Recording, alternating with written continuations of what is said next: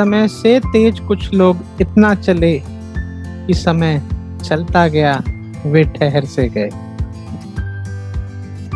समय के पटल पर कुछ शख्सियतें ऐसा असर छोड़ जाती हैं कि वे कालजयी व्यक्तित्व बन जाती हैं।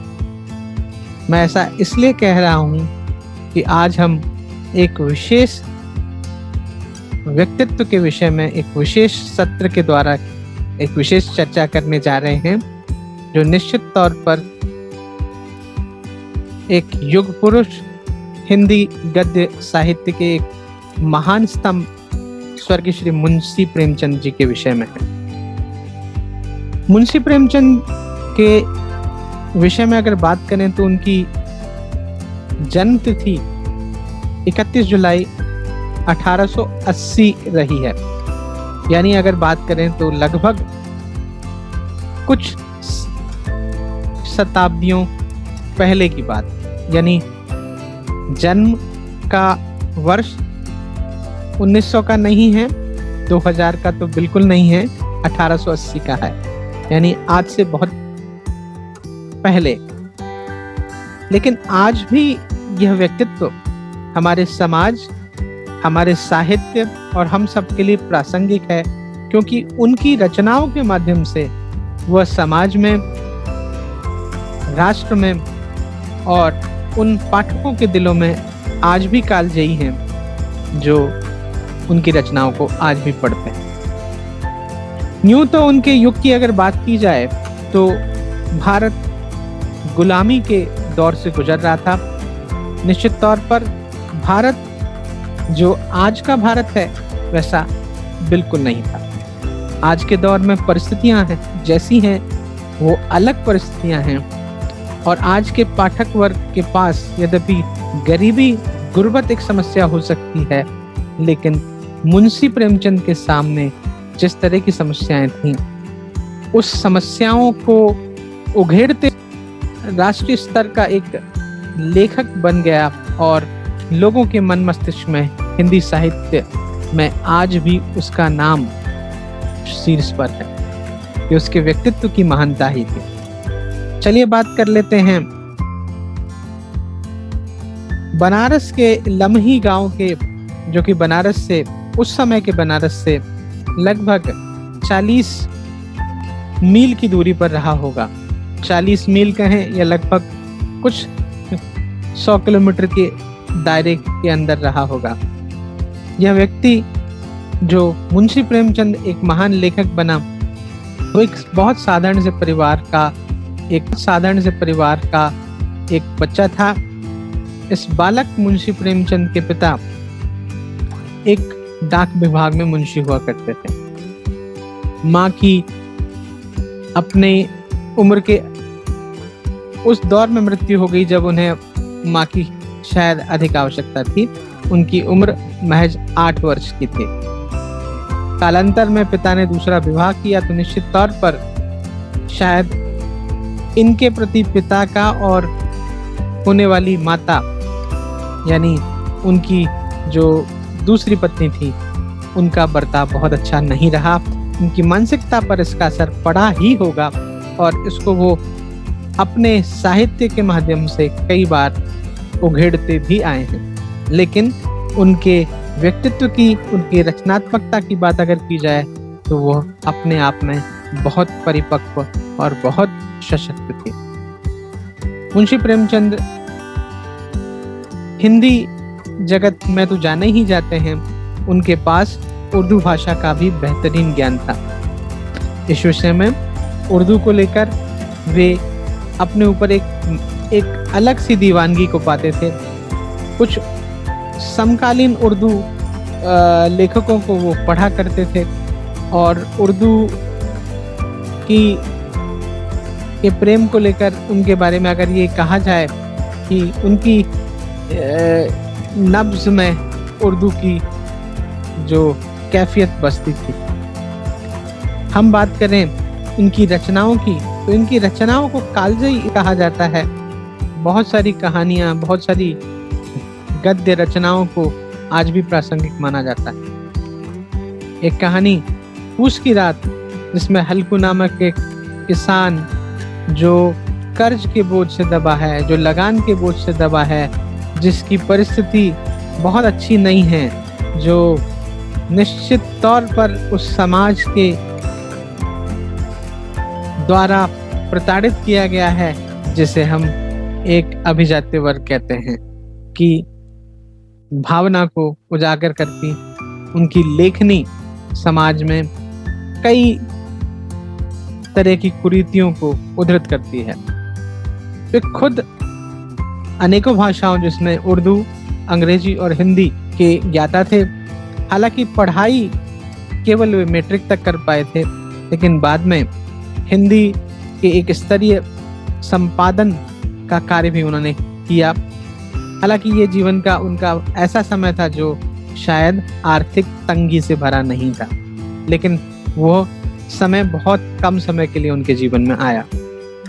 बनना तो बैरिस्टर चाहते थे, लेकिन पिता की अकस्मात मृत्यु होने और उससे पूर्व पिता के द्वारा खुद का जल्दी विवाह किए जाने के कारण अपने पिता की शेष विधवा यानी अपनी विमाता और उनके 2 पुत्रों का भार इनके कंधे पर था, साथ में अपनी पत्नी।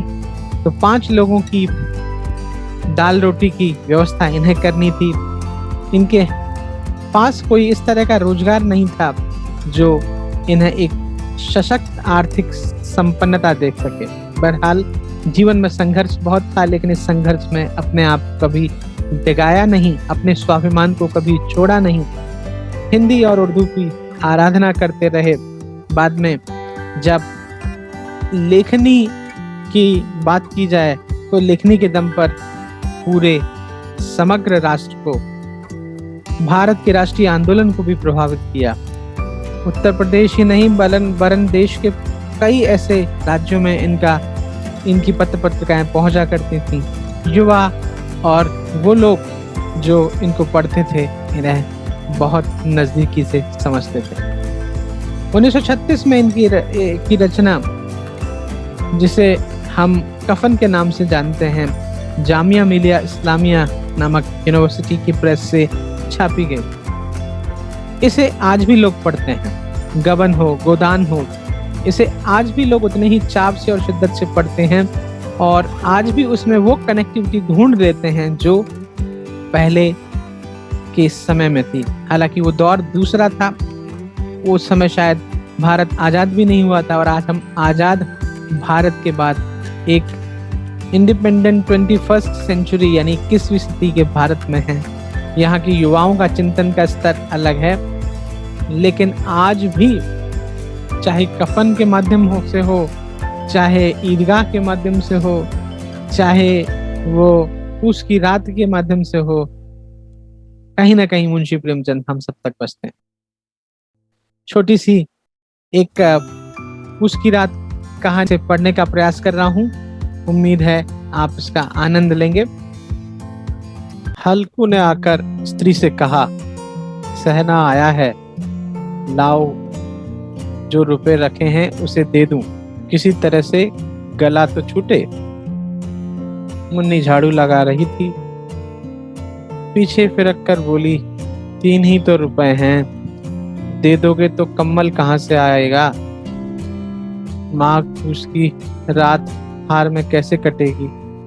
उससे कह दो फसल पर दे देंगे, अभी नहीं है। हल्कू एक क्षण अनिश्चित दशा में खड़ा रहा। उस सिर पर आ गया। कंबल के बिना हार में रात को वह किसी तरह नहीं जा सकता, मगर सहना मानेगा नहीं। घुड़कियां जमावेगा, गालियां देगा, बला से जाड़ों में मरेंगे, बला तो सिर से टल जाएगी। तो देखा आपने कितना प्रभावी उनका लेखन था। इस तरह से हल्कू के माध्यम से एक गरीब सर्वहारा वर्ग को वो जीते थे। उनकी लेखनी में वो ताकत थी कि वह ब्रिटिश भारत के खिलाफ भी आग उगलती आई थी और यही कारण था कि ब्रिटिशर्स ने उन्हें बहुत ज़्यादा महत्वपूर्ण पदों पर नहीं रखा। उनके पास जो योग्यता थी वो राष्ट्रीय आंदोलन में इस्तेमाल की गई, समसामयिक विषयों पर भी वो लिखते रहे, लेकिन तब जब उन्हें बहुत ज़्यादा सराहा जाना चाहिए था, हमारे ब्रिटिश इंडिया के अधिकारियों ने उन पर ध्यान नहीं दिया और शायद जिन सम्मान के, जिस तरह के पुरस्कारों के वो हकदार थे, वो शायद उन्हें नहीं मिला। लेकिन आज भी वो हमारे बीच में जिंदा हैं। आज उनका जन्मदिन है, 31 जुलाई का एक महान दिन है। बहुत अच्छा होगा कि हम हिंदी के प्रति, हिंदी के ऐसे लेखकों के प्रति अपने सम्मान स्वरूप उन्हें पढ़ें, उनके प्रति आत्मीयता का भाव रखें और उनको, उनके नायकत्व को समझें। निश्चित तौर पर एक बड़ा गैप, एक बड़ा अंतराल हम सब की जनरेशन्स के बीच में है। हम उनकी गरीबी या उनकी गुर्बत को शायद आकलन कर भी नहीं सकते, क्योंकि वो समाज अलग था, उसका परिवेश अलग था, उनकी समस्याएं बहुत अलग दिखती थी। क्योंकि आज हम उसे महसूस भर कर सकते हैं। महसूस भर भी करने के लिए शायद हमें उन चरित्रों के अंदर की जो समस्याएं थी, चाहे वो खेती की समस्या हो, लगान की समस्या हो, कर्ज की समस्या हो, वो शायद हम महसूस नहीं कर सकते। लेकिन उस साहित्य को पढ़कर, उनकी नब्ज को पहचान कर हम यही जान सकते हैं कि जीवन निश्चित तौर पर संघर्ष का नाम है और आज के युग में भी संघर्ष हमारे सामने निश्चित तौर पर मुंह खड़ा रहता है। तो हमें प्रेमचंद की तरह ही एक धारदार हथियार से, चाहे वो हमारी किसी भी फील्ड का हथियार क्यों ना हो, हम कलम के माध्यम से, अपनी टेक्निकल नॉलेज के माध्यम से अपने जीवन में संघर्ष करते रहें और इस युग पुरुष की तरह ही अपने जीवन की दशा दिशा तय करें। हार न माने, प्रेम से, सामर्थ्य से अपने जीवन को लड़ते रहे। तो प्रेमचंद के चरित्र से हम यही सीख सकते हैं कि गुर्बत में भी अपनी हालत को इस्तकबाल के साथ मुकम्मल जहां तक पहुंचाने की अदा हमें सीखनी होगी। इन्हीं शब्दों के साथ स्वर्गीय श्री प्रेमचंद जी को फिर से विनम्र श्रद्धांजलि अर्पित करते हुए मैं आप सबसे विदा लेना चाहता हूं। फिर से इसी तरह के विशेष अंकों में मुलाकात होगी, कुछ विशेष शख्सियतों के बारे में, उनके चरित्र के उद्धरण के साथ। तब तक के लिए नमस्कार।